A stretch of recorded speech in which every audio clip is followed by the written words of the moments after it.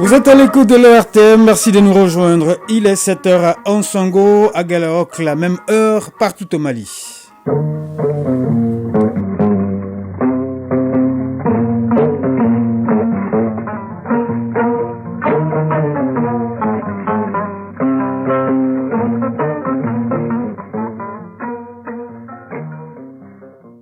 Le journal Kodi Sibi. Mesdames, Messieurs, bonjour. La réintégration de la Guinée et le financement de certains projets étaient au centre de la conférence extraordinaire des chefs d'État de l'OMVS. La réunion s'est tenue par visioconférence. Le président de la transition, colonel Assimi Goïta, a participé aux travaux depuis Koulouba.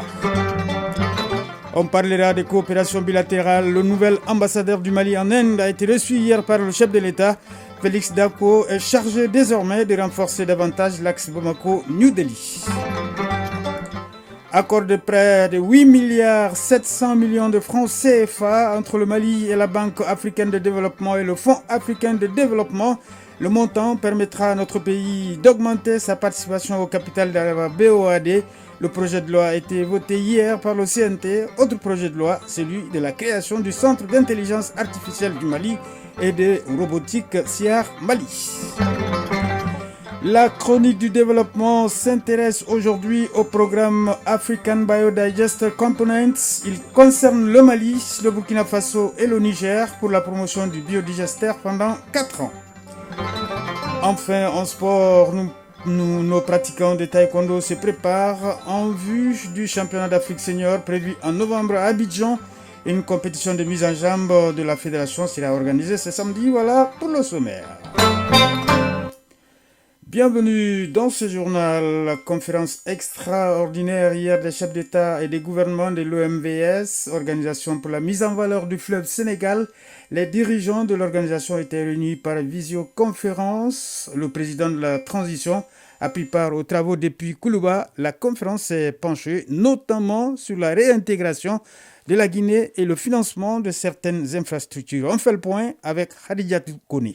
Le développement de l'agriculture irriguée, la production d'énergie, la navigation sont entre autres défis que les États membres de l'Organisation pour la mise en valeur du fleuve Sénégal OMVS tentent de relever.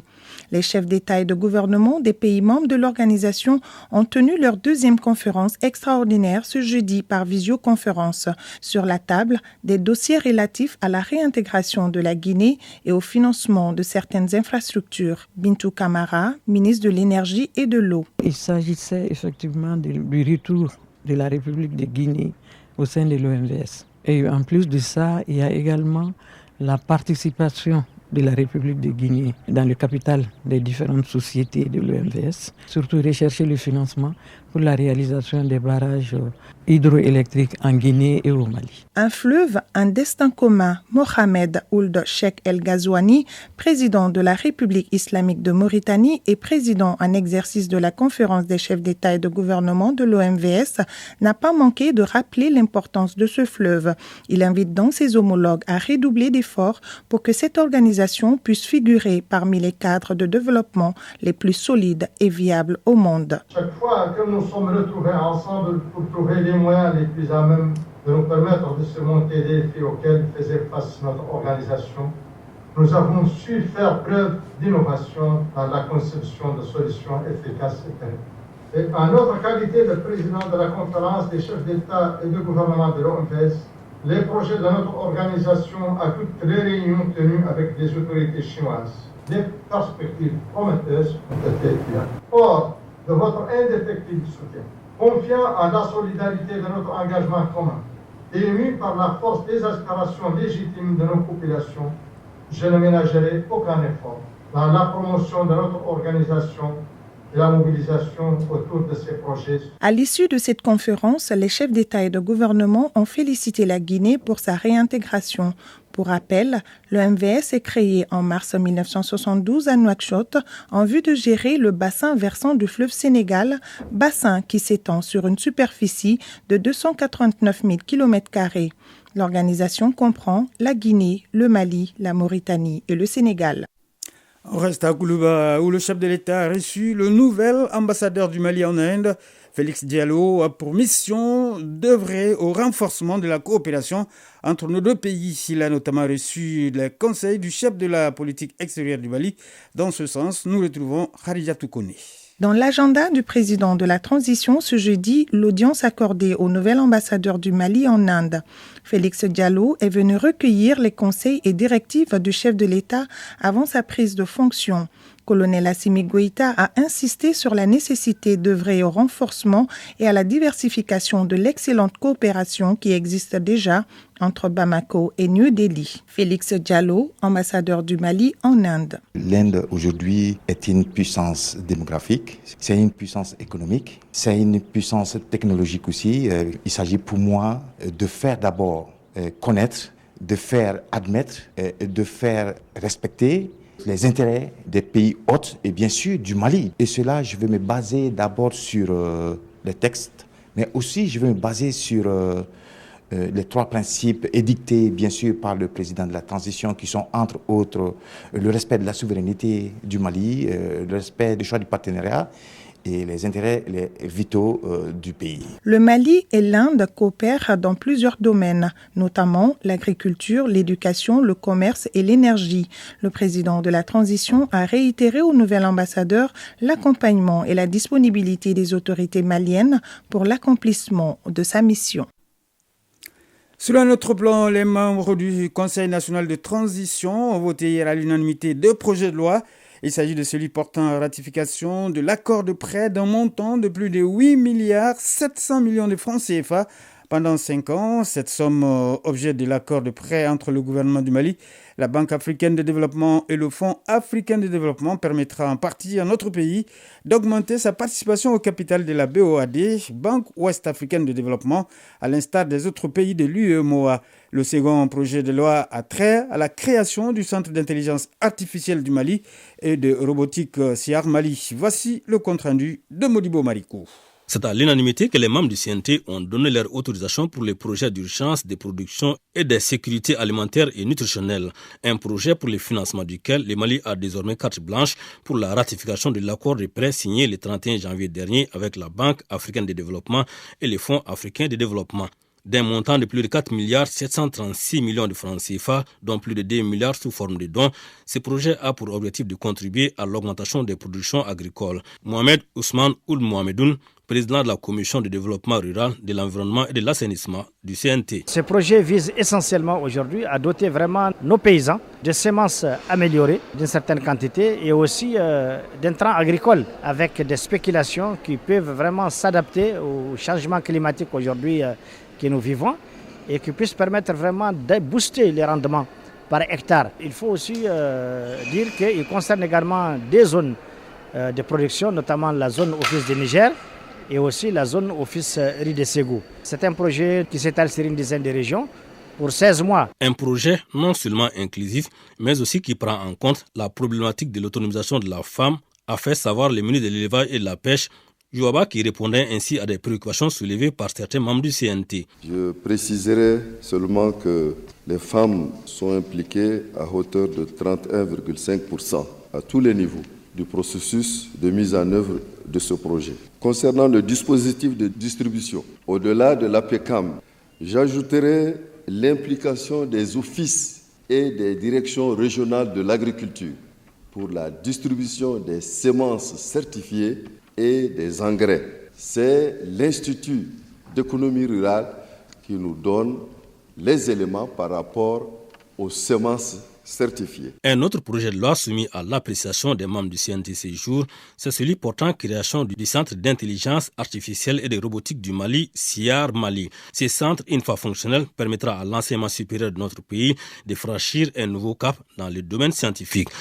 Bourema Kansai, ministre de l'Enseignement supérieur et de la Recherche scientifique. Les centres vont permettre à l'enseignement supérieur et à la recherche scientifique du Mali de faire un bon qualitatif.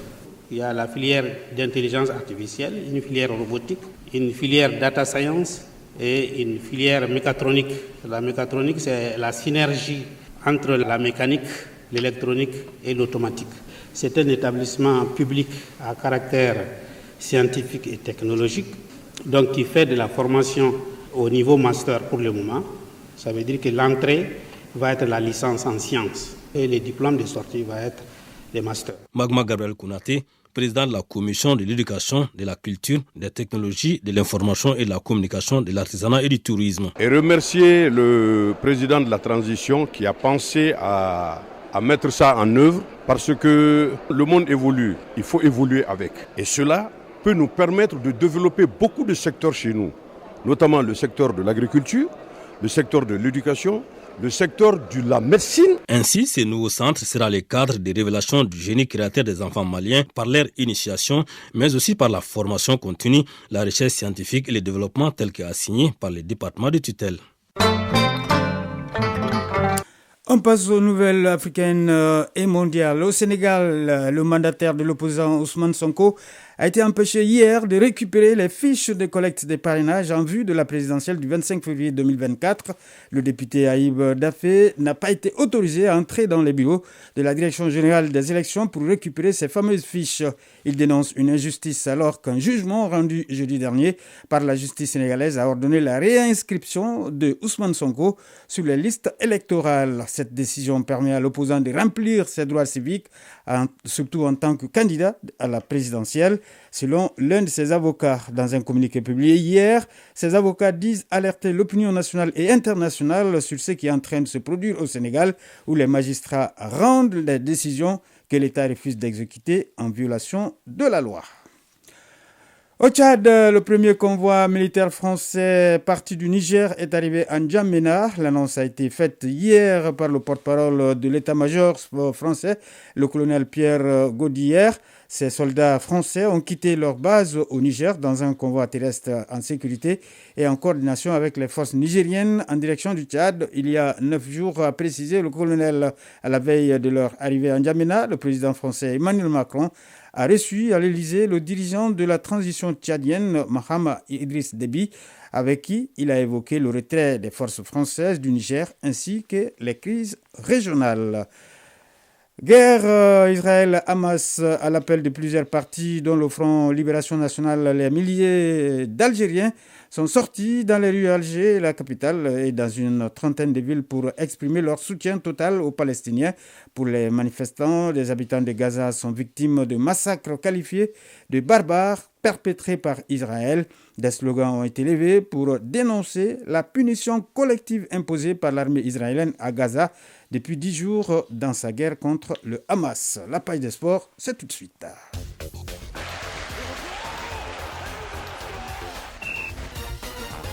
Taekwondo, le Mali se prépare pour les championnats d'Afrique senior prévus en novembre prochain à Abidjan. À cet effet, la Fédération malienne de Taekwondo tient donc demain samedi sa 6e compétition nationale afin de bien préparer ses athlètes pour ces différentes échéances. Et puis en football, le coup d'envoi de l'African Football League sera donné à Dar es Salaam, la capitale de la Tanzanie, ce vendredi. Et les Égyptiens iront défier les Tanzaniens du Simba SC. Alors, lors de la rencontre inaugurale du tournoi, on fait le point avec Isaac Djenou. Le coup d'envoi de l'African Football League sera donné à Dar es Salaam, la capitale de la Tanzanie, ce vendredi 20 octobre à 15h GMT. C'est une compétition qui regroupe les cadors du football africain. Parmi eux, on retrouve El Ali, champion d'Afrique en titre.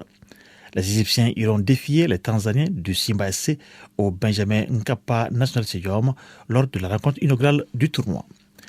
Les 8 clubs les plus célèbres et les plus emblématiques d'Afrique se lanceront à la quête des 4 millions de dollars attribués aux vainqueurs de la compétition.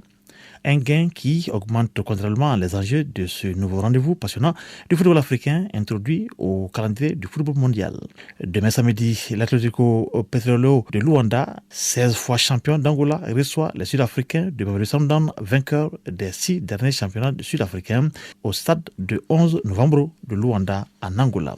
Dimanche, le tout-puissant Mozambique, champion de la République démocratique du Congo, accueillera l'Espérance de Tunis au stade de Benjamin Mkapa de Dar es Salaam. Dans le dernier match du week-end, le club nigérien Enyimba FC accueillera les Marocains du Wydad Athletic Club au stade Goudouif Akpabo du Yo. Le coup d'envoi de ce match sera donné le dimanche 22 octobre. Les 8 équipes s'affronteront dans le cadre d'une formule à élimination directe comprenant un quart de finale, une demi-finale et une finale.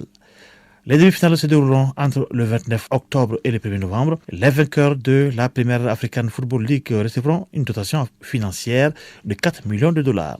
Le finaliste recevra 2,8 millions de dollars. Les deux demi-finalistes recevront chacun 1,7 million de dollars.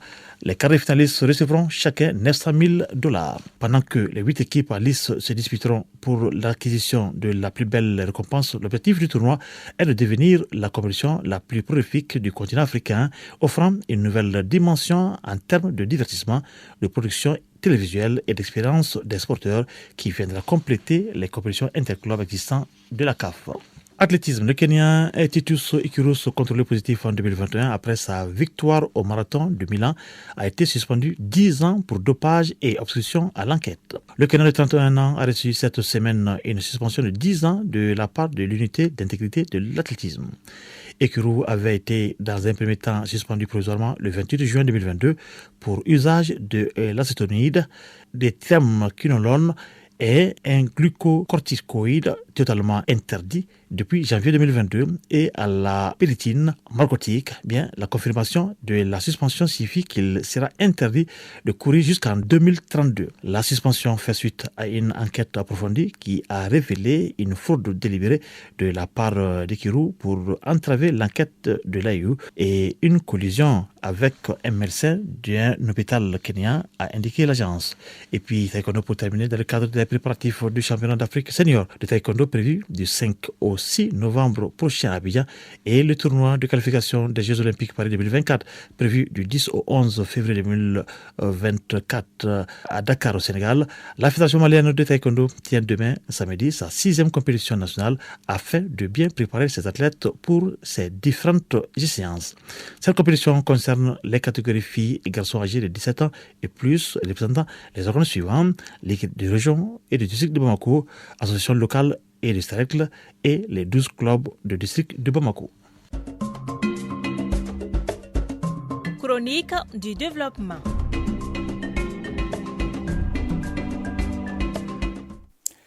Depuis mai 2022, un programme sahélien dénommé African Biodiversity Components, en abrégé ABC Sahel, a été mis en place. Il concerne 3 pays du Sahel, le Mali, le Burkina Faso et le Niger, et s'occupe de la promotion du biodigester pour la production de bioénergie ou l'énergie à moindre coût. D'une durée de 4 ans, le programme ABC Sahel Mali est piloté par l'ANADEB et financé par la coopération néerlandaise à environ 5,2 milliards de francs CFA. C'est le sujet de la chronique du développement, une réalisation de Soumaïla Berté et Marc Dambélé. Au Mali, comme dans d'autres pays du Sahel, l'accès aux sources d'énergie à moindre coût pour la production et les usages domestiques demeure un défi. À cette question, la technologie des biodigesters est présentée comme une solution viable et durable. C'est pour promouvoir cette technologie au Sahel que le programme intitulé African Biodigester Component ABC Sahel a été mis en place pour le Mali, le Burkina Faso et le Niger. Au Mali, c'est l'Agence nationale de développement des biocarburants, ANADEB, qui a été désignée comme partenaire de mise en œuvre du programme. Aboubakar Samake en est le coordinateur. L'ANADEB est une structure mise en place par l'État malien depuis 2009 pour répondre aux soucis de valorisation de nos sources bioénergie. Sources bioénergie, entendez par là, c'est-à-dire toutes nos sources énergétiques, dont le pourguer, qu'on appelle communément Mougoubani, dont l'huile peut substituer le gasoil, l'alcool, dont l'huile qui peut substituer l'essence, les briquettes combustibles, ce qu'on appelle couramment en bambara, et charbon ladégué, qu'on peut obtenir à partir du traitement des pailles, du traitement des copeaux de bois, pour ne citer que cela. Il y a aussi le biogaz qui peut remplacer, qui peut substituer valablement le gaz butane, qui était hier subventionné et qui ne l'est pas aujourd'hui. Donc voilà pourquoi ce programme-là qu'on appelle ABC a été appelé de tous ses voeux par le gouvernement malien pour qu'il soit au Mali, afin d'aider toutes nos populations qui se battent couramment à produire inconsciemment ou consciemment une partie de ce gaz-là qu'on appelle le biogaz. Au Mali, l'intervention du programme ABC se traduira par l'installation d'environ 6300 biodigesteurs au profit des ménages en 4 ans. Qu'est-ce qu'un biodigesteur? Écoutez les explications d'Aboubacar Samake, coordinateur du programme ABC Sahel. Le biodigesteur est un ouvrage d'abord qui peut être construit en ciment, qui peut être des cuves. Même les cuves que nous utilisons pour stocker de l'eau peut servir à produire du biogaz. Tout ce qui peut servir à produire du biogaz est un biodigesteur. Les bâches que nous payons, il y a de ces bâches, c'est-à-dire on transvasait le gaz dedans. Et ces mêmes bâches peuvent servir aujourd'hui. Nos latrines, c'est du biodigesteur.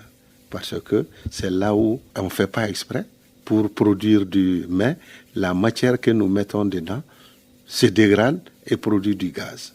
Parce que quand vous regardez vos latrines souvent, il y a une chaleur qui se dégage. Cette chaleur-là, amusez-vous à allumer l'allumette et ça prend feu. Parce que c'est du gaz. Allez-y devant l'abattoir, les déchets qui sont jetés là-bas. Promenez une allumette, ça prend du feu. Parce que c'est du gaz qu'on est en train de brûler. Donc le biodigesteur n'est ni plus ni moins un ouvrage discriminé, sans contact avec l'air ambiant pour produire du biogaz. Lancé en mai 2022, le programme ABC Sahel intervient dans les régions de Koulikoro, Ségou, San, Sikasso, Koutiala, Bougouni et Djouila. Pour le départ, les efforts seront focalisés sur la sensibilisation des populations. Aboubacar Samake, coordinateur du programme ABC Sahel. Sur le terrain, actuellement, nous sommes dans la phase de sensibilisation. Pourquoi sensibiliser? Parce que le biodigesteur a fait son apparition au Mali depuis les années 70. Mais on avait du bois. On ne cherchait pas le bois très loin. On sort de sa petite case. Derrière la concession, on avait de quoi préparer les 3 repas. Mais aujourd'hui, ce n'est plus le cas. Vous traversez la Faya. La Faya que vous avez connue dans le temps là et aujourd'hui, c'est pas la même chose. Donc aujourd'hui, en faveur de ces 11 000 biodigesteurs disponibles, nous faisons de la sensibilisation. Nous appelons la population à regarder que le gaz butane n'est plus subventionné, mais il y a un autre gaz dont pour la production eux-mêmes sont impliqués. Directement ou indirectement, on pourra cuisiner avec, faire fonctionner les moteurs et satisfaire tous les besoins que le gaz butane était en droit de satisfaire. Si à ce jour, aucune statistique n'est disponible sur l'utilisation des biodigesteurs au Mali, les responsables du programme ABC sont convaincus qu'il est possible d'inverser la tendance. Il s'agit à terme d'étendre ce programme à l'ensemble du pays, y compris les régions du Nord, et de faire de la bioénergie une alternative à l'énergie électrique. À 7h22 se referme ce journal. Mise en onde de Mamadou Bédialo, présentation Koji Sibi. Merci au rédacteur en chef Bourama Traoré qui m'a aidé à le préparer. La mise en ligne est assurée par Cheikh Oumar Traoré. Tout à l'heure, vous retrouvez la page météo avec Djenaba Doumbia. Nous vous souhaitons de passer une excellente journée de vendredi en compagnie de nos programmes.